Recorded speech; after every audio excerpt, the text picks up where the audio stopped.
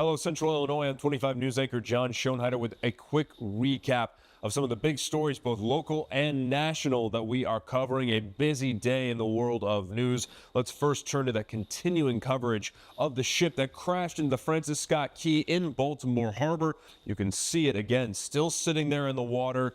The remains of the structure sticking out of the water, sticking out of the surface. You can see some remnants kind of floating along there as well. Right now, according to the NTSB, rescue efforts have now turned to recovery efforts.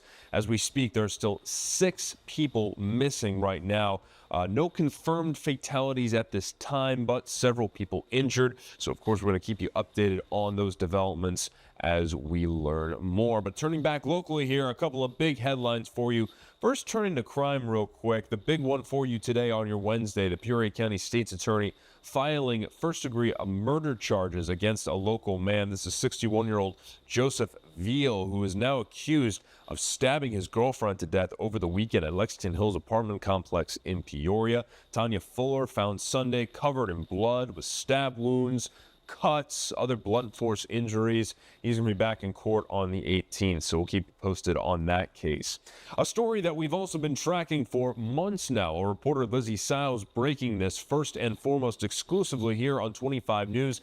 Nicholas Hamby, formerly a contractor for NJH Hardscapes, is now facing counts of fraud in 3 different counties. The most recent, yesterday, filed in Tazewell, but now on top of that, he's facing charges there and in Tazewell, Woodford, and Peoria counties. Of course, this is all for allegedly defrauding customers of thousands upon thousands of dollars in cash for trying to pretend that he allegedly was going to complete work on their properties and then getting away with money that these customers never saw. Again, some of them paying as much as $26,000 according to Lizzie's reporting here. And this could be in the amount of upwards of $770,000 in misused cash and credit. So, of course, we're going to keep you updated on that as well in that ongoing case.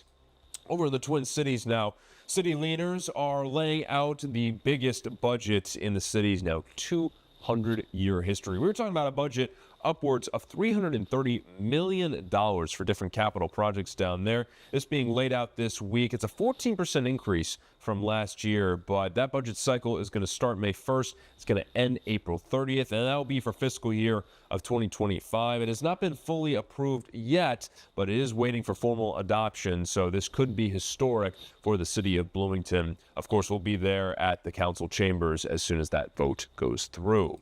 And then back in Peoria, we're talking about 2 local heroes here, specifically 2 firefighters who risked their lives to save the life, I should say, of an older victim, a 91-year-old woman over on North Stephen Drive in April last year, a house fire that they ran into and rescued her from death, or something awful, no doubt about it. These 2 heroes, Toby Roderick and Captain Nick Hansen, receiving the Medal of Valor yesterday. And of course, our own Jolie Rodriguez did a great interview with them, very humble the entire time, expressing gratitude, and of course, just another day on the job for these 2 heroes as well. So we commend them for their work, and you can find Jolie's full story online. And speaking of online, you can also check out our First Alert Weather Team's full forecast. The highs going up gradually for the second half of your work week. We started out cold for a Wednesday, and then we got highs in the 40s, the 50s, and then later on even the 60s potentially by Friday. You can check out that full forecast breakdown at our First Alert Weather Teams, I should say, page.